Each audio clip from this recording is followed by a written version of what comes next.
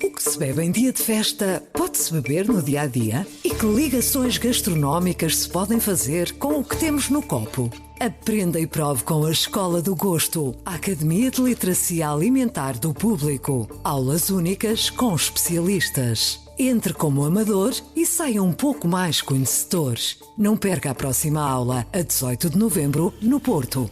Os lugares são limitados. Inscreva-se já em público.pt. Este é o Poder Público, a semana em debate pela secção de política do Público. São José Almeida, Leonete Botelho, Helena Pereira. Eu sou a Sónia Sapaz e vou conduzir o episódio desta semana do Poder Público. Estamos a gravar na manhã de quinta-feira, dia 24 de novembro, um dia antes de o Parlamento aprovar o orçamento em votação final global. Eu digo aprovar porque em tempo de maioria absoluta não há dúvida nenhuma sobre isso. Amanhã, Fernando Medina verá o seu orçamento aprovado pelo PS, pelo menos, e no início da semana, a Ministra dos Assuntos Parlamentares, Ana Catarina Mendes, já tinha dito que o Governo vai aprovar propostas de alteração de várias bancadas, porque é um Governo que, apesar de ter uma maioria absoluta, não se furta ao diálogo. Nos primeiros dias de votações na especialidade, o PS aprovou dezenas de medidas da oposição, incluindo do PAN, do LIVRE, da Iniciativa Liberal e do PSD. O que é que mudou, São José, para termos o Governo a aprovar medidas de partidos a quem nunca quis fazer cedências antes? Bom, para já são propostas que não oneram em muito o Orçamento de Estado e que não têm um peso orçamental que ponha em causa as metas do Governo. Por isso é que são aprovadas, ou medidas simbólicas como estudos e livros brancos, ou medidas que têm pouco impacto orçamental. O que mudou de facto é que agora, com maioria absoluta, o Governo tem duas condições novas. Uma, tem que mostrar aquilo que António Costa vem dizendo desde a noite das eleições, que maioria absoluta não é poder absoluto e que o Governo dialogará não só com os parceiros sociais, na concertação social, mas também politicamente no Parlamento. E isso é assim, pela segunda razão que eu encontro. Nos primeiros 6 anos, e nos primeiros 6 anos orçamentais, o Governo estava primeiro preso a acordos reais parlamentares com o PCP, o BE e o PEV.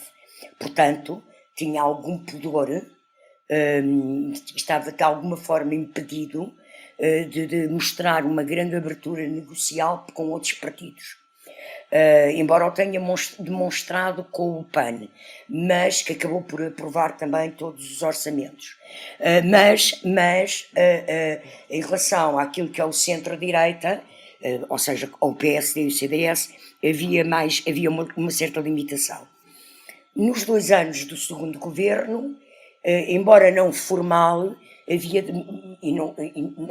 não formalizado em acordos escritos, havia um privilégio dado pelo Governo, à mesma aos seus parceiros de esquerda com quem tinha tido o acordo anterior. Neste momento nada disto existe, não é? E como nada disto existe, o Governo, para mostrar essa tal vertente do diálogo e da abertura e do não poder absoluto, negocia com todos.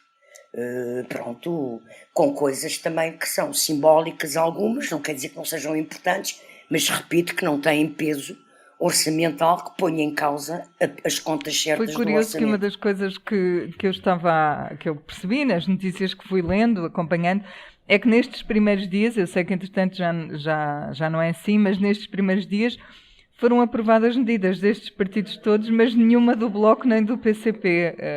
Achei curioso. Pois, porque se calhar as do Bloco e do PCP eram tão onerosas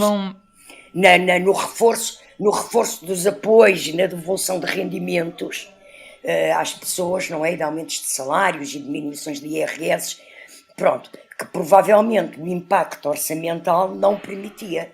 E também há uma forma de mostrar que, de facto, o condicionamento parlamentar do Governo deixou de existir, que era o privilégio aos partidos de esquerda. E que as contas certas são a prioridade deste Governo. Claro que são. são destes e sem instituição a prioridade de Leonete, António Costa. tu valorizas estas aprovações ou achas que é apenas o preço que o PS está disposto a pagar para não ter o rótulo do partido que quer, pode e manda? E consideras que as ofertas que têm sido feitas, ofertas entre aspas, são suficientes para desfazer essa imagem? Bem, eu por um lado, eu acho que há aqui uma gestão bastante politizada das medidas que o PS aprova. E também das que chumba. No sentido, por exemplo, em que também chumba propostas que ele próprio tem no seu programa de governo, como a gratuitidade das creches ou o fim dos vistos gold, e, no entanto, quando vêm propostas de outros partidos, chumbas. Por outro lado, há aprovações mais abrangentes em termos de partidos, nomeadamente a Iniciativa Liberal conseguiu ver as suas primeiras 2 propostas aprovadas, mas são, de facto, apenas pequenos sinais políticos, no sentido de dizer, sim senhora, nós estamos aqui para falar com todos, como tu dizias, mas que, visto no âmbito das mais de 1.800 propostas de alteração, estamos a falar de cerca de 50 nestes primeiros 3 dias de propostas da oposição, portanto estamos a falar de menos de 3% das propostas de alteração entradas. Portanto, estamos a falar de facto de migalhas orçamentais, não é? Que têm um significado sobretudo político. Portanto, não valorizo em termos de, senão desta gestão política, de sinal político, de que sim, estamos dispostos a falar com todos, menos com um. Portanto, do Chega, que continua sem ver nenhuma proposta aprovada. Aliás, é curioso porque no meio das propostas do Chega há claramente bandeiras que poderiam ter sido defendidas pela esquerda e também isso não terá nenhum retorno, o que permitirá depois, no futuro, a André Ventura dizer que também tinha proposto aquilo e que não foi aprovado. Mas talvez também por isso o próprio PS está a não aprovar medidas que ele próprio defende, vindas de outros. Portanto, há claramente uma gestão política que não muda em nada, nem na parte das contas, nem na parte do resultado político. Acho que é de facto o orçamento mais desinteressante destes 7 anos, porque os dossiês importantes não foram tratados aqui.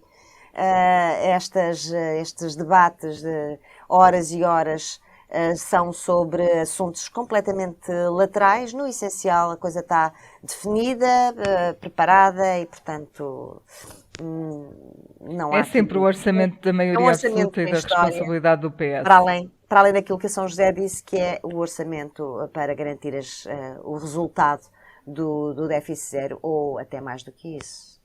É isto, não tem história. Embora a semana seja marcada pelo orçamento, de facto, houve outros temas que ganharam espaço na agenda mediática e um deles arrastava-se já há vários dias, mas só nesta terça-feira é que chegou a votação no Parlamento. Estou a falar da viagem de Marcelo Rebelo de Sousa ao Qatar. O presidente, que normalmente tem de pedir autorização ao Parlamento para sair do país, recebeu luz verde dos deputados. Não foi um tema nada consensual, gerou divisões nas bancadas. É preciso dizer que mesmo entre os partidos que ajudaram a viabilizar a viagem, houve divisões, em especial no PS e no PSD. Helena, numa situação como esta, se tu fosses Presidente da República, o que é que devias a fazer? Ias apoiar a seleção e falar sobre direitos humanos no país em questão, ou recusavas ir porque essa visita serviria para branquear um regime que não respeita os direitos humanos? Primeiro adoro a pergunta, se eu fosse primeiro Presidente da República, eu faria... Não, é assim, falando a sério, há uma febre, este país e esta classe política tem uma febre do futebol, que é uma coisa inacreditável. Eu acho é que os políticos gostam de ir à bola, simplesmente, e depois aproveitam o facto de estar em determinados cargos para irem para o camarote presidencial. Eu acho que é a única explicação para isto. Porque não faz Temos sentido. tido alguns exemplos disso, não é? Também, sim. Porque nós estamos a misturar completamente duas coisas. Primeiro, esta representação de Estado no Qatar, a meu ver, não se justifica.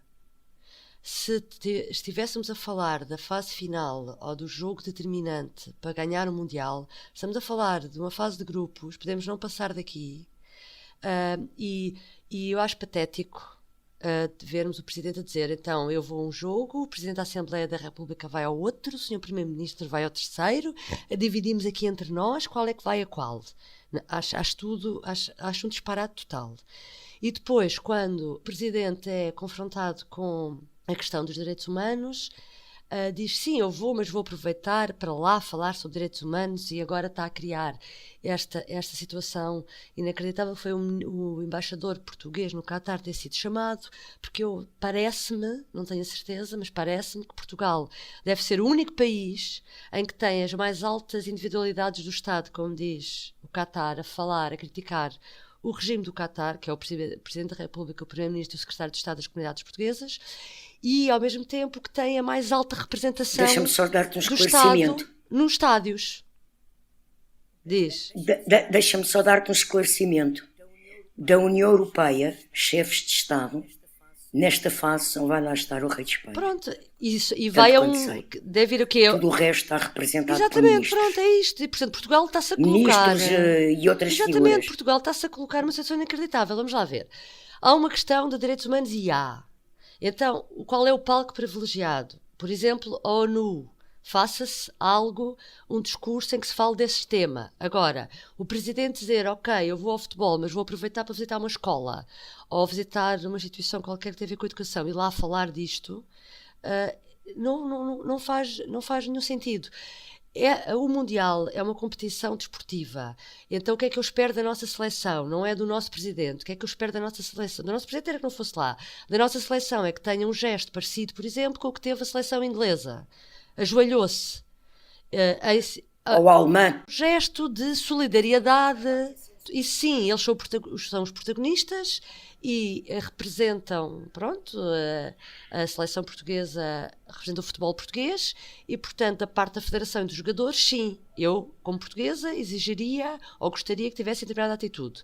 Agora, o Presidente, o Primeiro-Ministro, o Presidente da Assembleia da República são os responsáveis por esta situação lamentável que está a acontecer. Eu só gostava de lembrar que, quando foi os Jogos Olímpicos, o Presidente da República demorou 4 meses a receber os medalhados. Nos últimos Jogos Olímpicos foi a delegação portuguesa que mais medalhas teve. Demorou, nós chegámos a fazer uma notícia. Aquilo foi em agosto, em dezembro, ainda nem sequer tinham sido chamados a Belém. E depois Belém disse, era difícil compatibilizar as agendas. E depois, em janeiro, realmente houve a cerimónia. Portanto, há uma febre louca neste país com o futebol. Eu gostava que este caso servisse para os políticos pensarem um bocadinho melhor nisso e na posição em que se colocam, porque são eles que se colocam nesta posição, e depois é o nome do país que está a ser debatido. E olha, ainda bem que diz isso, São José. Eu tinha a impressão realmente que éramos um caso raro, somos realmente um caso raro, e isso é que se devia estar a debater, porque é que somos um caso raro. Aqui a questão, nós chegámos a um momento, isto está a discutir-se há 12 anos, não é? Nós chegámos a um momento em que as próprias seleções podiam ter dito, nós não vamos ao Qatar. Mas é com esta história mas também do Presidente, ninguém está a falar decisão sobre a seleção e está a perguntar ao Presidente da Federação ou ao Capitão da Seleção, como estão a fazer as outras seleções, o que é que estão a pensar fazer. Não vemos ninguém perguntar. É isto, está tudo ao contrário, pronto, está tudo ao contrário. Leonete, esta norma que obriga o Presidente a sujeitar-se ao Parlamento quando se ausenta do país tem 200 anos e Eurico Brilhante Dias lembrou isso no dia em que se debateu. Ainda faz sentido uma norma assim? Ela existe por uma razão? Faz sentido? Bom, ela existe na sequência do trauma que Portugal apanhou com a fuga da família real para o Brasil.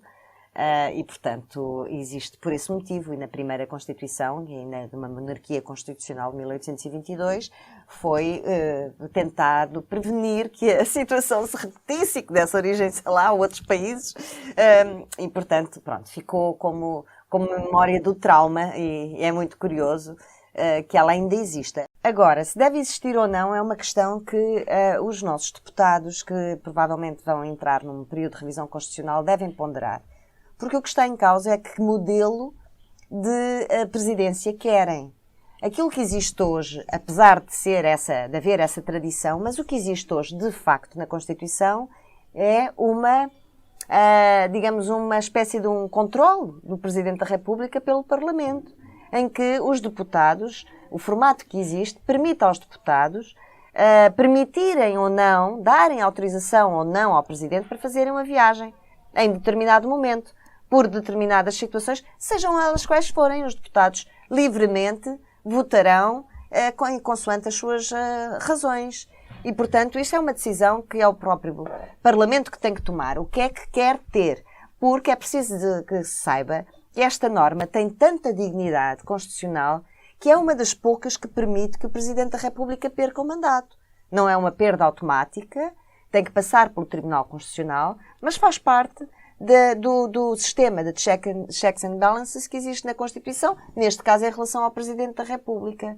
Portanto, isto é uma decisão quase de regime, é da estrutura do regime. O que é que os deputados querem ter em relação às viagens do Presidente? Porque pode ser uma oportunidade política em relação a determinados países, ou à situação política desses países, como aconteceu na recente viagem à Angola, em que vários deputados votaram contra porque consideraram que que ir assistir à posse do Presidente de Angola não era não é um país democrático e não tinha que se ir, como agora suscitou esta divisão, mesmo dentro dos maiores partidos, em relação à viagem ao Qatar. Portanto, é uma decisão de estrutura do edifício político. E eu penso que, na minha opinião, neste caso só como deputada e não como Presidente da República, como a Helena Pereira, eu acho que deve existir. E se calhar não seria até só em relação ao Presidente da República. Se calhar, então, faria sentido em relação às mais altas figuras do Estado.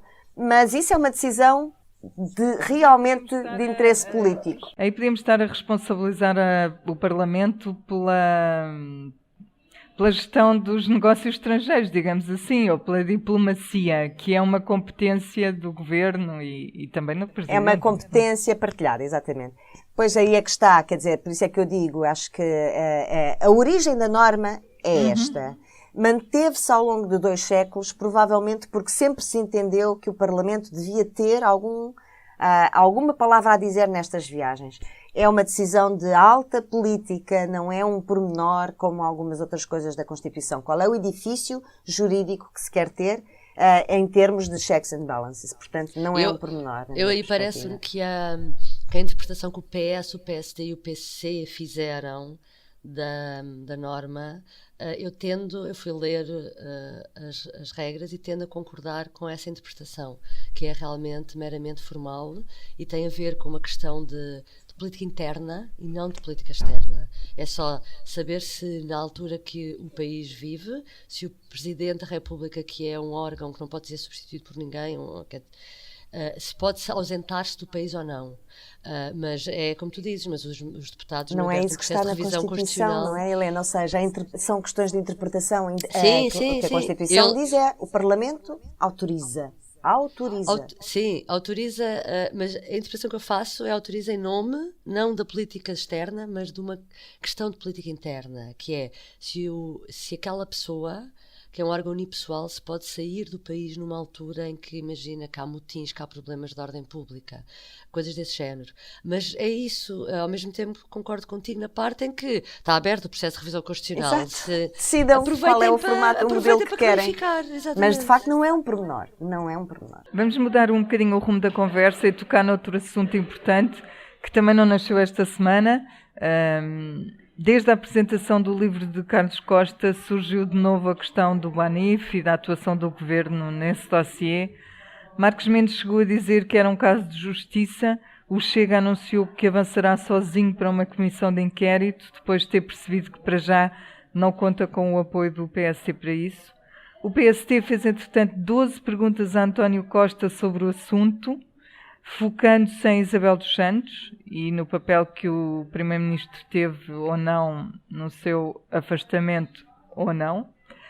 São José, a comissão de inquérito estará totalmente fora de questão ou o PSD ainda pode dar uma mãozinha ao Chega? É verdade que a maioria absoluta não é líquido que avançasse, a menos que fosse potestativa. Sim, e não sabemos se haverá alguém a pedir potestativamente uma comissão de inquérito. Mas eu penso que o PSD o que disse é que fazia nesta primeira fase estas perguntas e depois decidiria, portanto não está fechado a questão do PSD ainda querer uma comissão de inquérito, que tendo o PS maioria absoluta e não sendo potestativa, nunca existirá. Pronto. Eu não me quero sequer estar a alongar muito sobre se é relevante ou não uma comissão de inquérito. As comissões de inquérito são sempre importantes. Vimos mesmo em relação ao sistema bancário, noutros casos, a importância que tiveram as comissões de inquérito, nomeadamente sobre o BES, o Novo Banco, já se chamava Novo Banco, mas eu penso que isto continua a ser a exploração de uma situação que é mais na base do eu digo e tu dizes, e esta é a minha versão, aquela é a tua versão. Eu não sei se será muito útil prolongar, alimentar este diferente de que falámos a semana passada entre os dois Costas, o António Costa, primeiro-ministro, e o Carlos Costa, ex-governador do Banco de Portugal, pelo que se percebe mesmo em tribunal, aquilo não vai levar a nada, não é? Porque é a palavra de um contra a palavra do outro. A não ser que haja provas. E eu até agora ainda não vi nenhumas provas concretas de que mesmo que tenha havido telefonemas e mesmo que tenha havido SMS, que acredito que sim, que isso seja no contexto em que foi apresentado e que nem sequer seja legítimo. Eu não sei porque é que um primeiro-ministro que está a tentar resolver um problema grave do sistema financeiro português e da banca não pode falar com o governador do Banco de Portugal sobre o assunto. Quer dizer, não há aqui nenhuma proibição do primeiro-ministro, nem aqui nem em lado nenhum do mundo, não é? Acho eu, em países democráticos. Isso não é uma interferência, as instituições falarem entre si, não é? Portanto, penso que isto depende muito do rumo que o PSD lhe quiser dar, porque mesmo que venha ao Chega a apresentar uma comissão de inquérito com caráter potestativo, ou seja, que obrigatoriamente ele tem o poder de impor, por potestas individual, partidário, no Parlamento, de impor uma comissão de inquérito, que não pode ser chumbada. O que essa comissão de inquérito venha a ser, venha a aprofundar e venha a revelar, depende de facto do interesse e do empenho que quer PS, quer PSD manifestem nesse apuramento dos factos. Portanto, eu acho que é muito prematuro para estarmos a perceber se vai ou não haver comissão de inquérito e se há alguma razão para isto sair da base do eu digo e ele diz. Penso por isso que foi inteligente o PSD tomar esta medida, mandar um questionário ao Primeiro-Ministro. O Primeiro-Ministro já disse que ia responder, não é? E, portanto, veremos então se o caso fica por agora. Vai depender muito das fase. Respostas de António Costa. Claro. Mas eu também não acredito que António Costa vá pôr lá nas respostas, até porque ele terá assessores e adjuntos que o ajudam a preparar essa resposta, ou que até preparam a primeira versão da resposta, da qual depois ele aceita ou altera. Não acredito que António Costa tenha a ingenuidade de vir a fazer alguma revelação explosiva nessas respostas, penso eu. Temos de esperar para ver. Helena, Miguel Poiás Maduro, um ex-ministro de Passos Coelho, diz hoje em entrevista ao Público e à Renascença que a falta de esclarecimentos sobre se António Costa fez ou não lobbying junto de Carlos Costa a favor de Isabel dos Santos é inaceitável e poderia ser razão suficiente para colocar em causa a continuidade das suas funções. Achas que está a ser criado todo um clima político para haver eleições antes de 2026? Porque é isso que ele quer dizer com isto? Sim, completamente.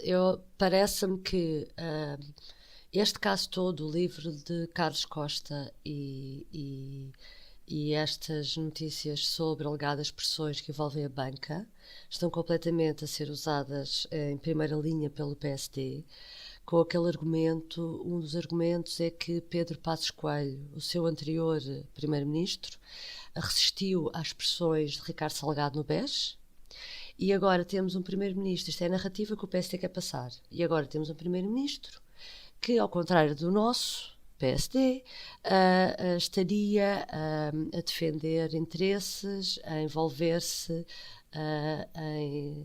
na representação de interesses no setor bancário. É completamente esta a narrativa que o PSD está a passar. O caso do Banif, por exemplo, já foi debatido na Assembleia da República, a forma como a resolução do Banif foi tomada. Marcos Mendes voltou a falar nisso na apresentação do livro de Carlos Costa. Há ainda a dúvida sobre a comissão de inquérito ao caso também de Isabel dos Santos. O PSD continua, fez as perguntas, como a Sra. José estava a dizer, e continua a ter em cima da mesa a possibilidade de pedir uma comissão de inquérito. Portanto, a pressão sobre António Costa continua. Há aqui um dado que poderia ajudar a aliviar essa pressão, que é o processo que António Costa anunciou que vai colocar contra Carlos Costa relativamente ao telefonema que fez sobre Isabel dos Santos e a idoneidade dela para ser administradora do BIC, que é isso que está em causa no telefonema que terá havido em 2016 e que o ex-governador do Banco de Portugal conta no livro. Isso era uma forma, esse processo que dará em breve entrada, seria uma forma também de se perceber o que efetivamente aconteceu. Agora, o que me parece é que o PSD não vai largar este tema e, de todas as formas, vai tentar com que o assunto continue a ser discutido.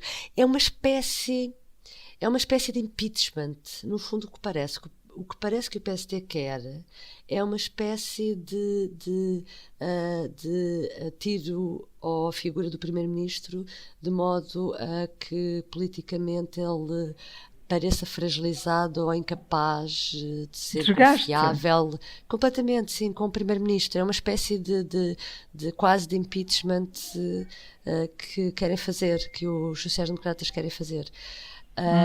E acho que aqui também poderá haver algum mal-estar, não sei, também entre o próprio Presidente da República e o Primeiro-Ministro sobre isto, porque eu fiquei surpreendida, por exemplo, quando houve, agora voltando atrás, fazendo a ligação também ao Qatar, fiquei surpreendida de António Costa não ter feito uma defesa veemente de Marcelo Rebelo de Sousa numas declarações infelizes que ele fez sobre o Qatar. Há quem diga no PSD que António Costa considera que Marcelo Rebelo de Sousa, Marcos Mendes, Luís Montenegro estarão, no fundo, concertados a fazer aqui uma barreira de pressão ao Primeiro-Ministro. Agora que, como tu dizes, que eles estão completamente apostados numa tarefa de desgaste do Primeiro-Ministro, sim, não tenho dúvidas nenhumas disso. E a forma como Luís Montenegro está a gerir este caso, devagarinho, ainda não encerrou a porta, não é? Está a fazer render, por assim dizer. Não tenho dúvidas de que isso vai continuar a ser uma das bandeiras do PSD. Mas o Presidente da República, apesar de tudo, penso que se comportou de maneira diferente, porque deu até uma ajuda a António Costa nesta matéria. Disse que estava dentro do assunto e defendeu. Não, eu aqui estou-me a referir a uma coisa que eu ouvi no outro dia, se não estou em erro, acho que foi o Pedro Santana Lopes, na TSF, que diz que Marcos Mendes foi uma espécie de porta-voz de Marcelo naquele momento da apresentação do livro de Carlos Costa, e que isso teria causado desconforto entre os mais próximos de António Costa. Essa intervenção, que no fundo foi uma intervenção parecida com, em alguns pontos, com aquilo que depois o Luís Montenegro veio utilizar, não é? Para fazer combate político. Não sei. Sim, já falámos aqui um bocadinho sobre isso, sobre como se transformou numa coisa esquerda-direita e PS-PSD também, é verdade. Desculpa interromper, mas se calhar podem estar a fazer um favor político a António Costa, mas não quero lançar muito sobre isso. Explica, porque acho Só porque acho que podem estar a ir ao encontro dos seus próprios desejos, ou seja, se este cerco continuar, podem dar o pretexto que António Costa necessita para sair em 2024, coisa de que tanto se fala. Mas isto são só Achas palpites. que ele quer sair em 2024, é isso? Eu penso que já disse aqui que sim, quer dizer, estamos a fazer... 2024 faz 9 anos que António Costa é Primeiro-Ministro e, de facto, só Cavaco Silva esteve 10 anos como Primeiro-Ministro e toda a gente sabe como é uma atividade muito desgastante. E, portanto, não sei, é só um palpite, intuição. Vamos avançar para o nosso último capítulo, que é um momento público e notório em que cada uma escolhe um tema insólito, engraçado ou marcante para referir. Leonete, queres começar? Sim, esta segunda-feira ocorreu pela primeira vez a reunião da Comissão Nacional para as comemorações do 50º aniversário do 25 de Abril. Foi criada há 17 meses esta comissão. Ou seja, foi criada no papel. Foi lançada uma portaria, depois foi constituído um comissário, depois houve várias diligências, pelo meio várias tropelias. Ramalhianes tinha sido designado presidente dessa comissão, acabou por sair, por pedir a escusa do cargo, por estar provavelmente, digo eu, sentado numa comissão onde estava também Vasco Lourenço e de quem é que mandava em quem. Bom, enfim, ao fim de uma data de... Isto já foi há quase um ano que Ramalhianes saiu. Ainda Pedro Adão e Silva não era ministro? Era comissário. O Presidente da República assumiu a presidência desta comissão.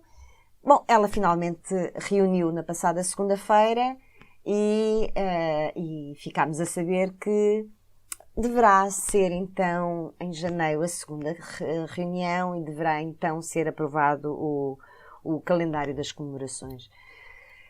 Bom, enfim, eu acho que num país onde a política é toda muito rápida, choca um bocadinho às vezes com esta dificuldade e esta demora toda em conseguir aprovar calendários, aprovar programas de comemorações.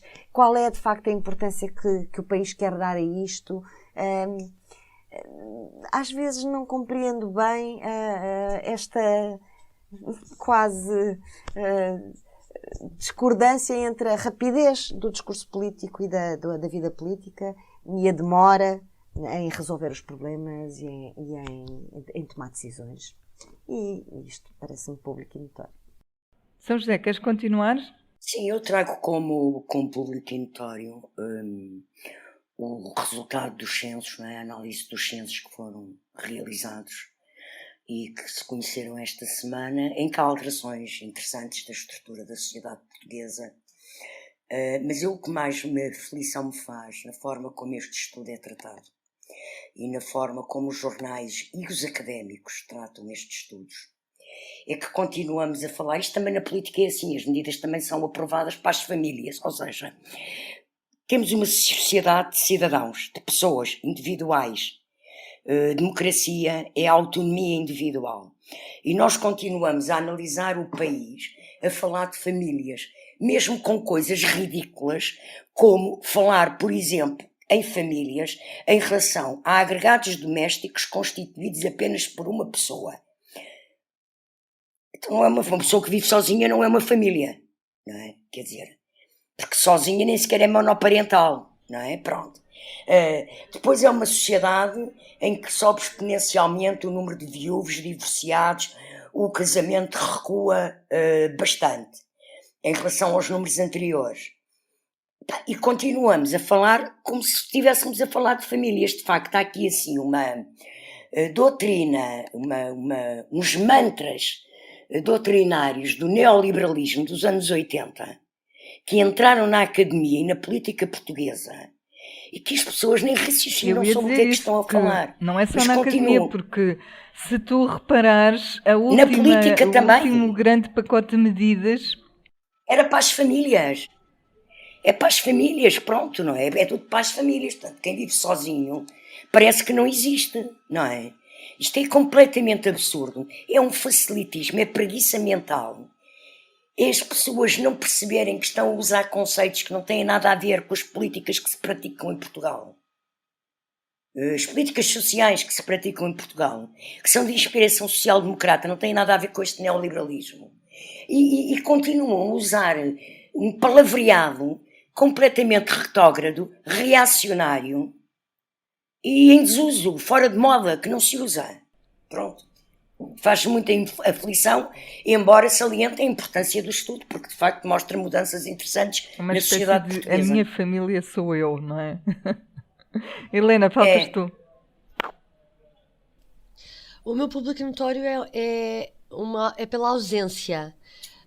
Lula da Silva ganhou as eleições no Brasil, esteve em Portugal, e nós não vimos, o que eu notei foi a ausência do ex-primeiro-ministro José Sócrates, de quem era amigo, de quem, ultimamente, segundo as notícias, Sócrates andava a viajar para o Brasil porque era consultor lá de algumas coisas.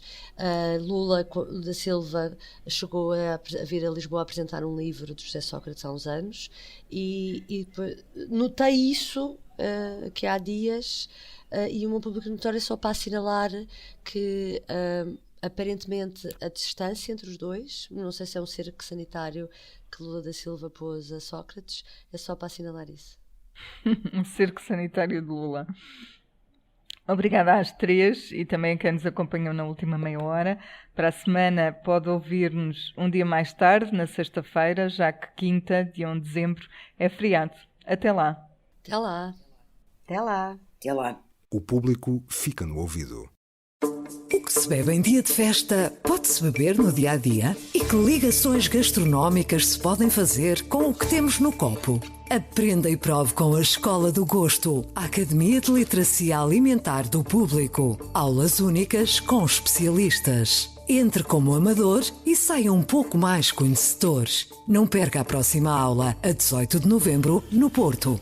Os lugares são limitados. Inscreva-se já em público.pt.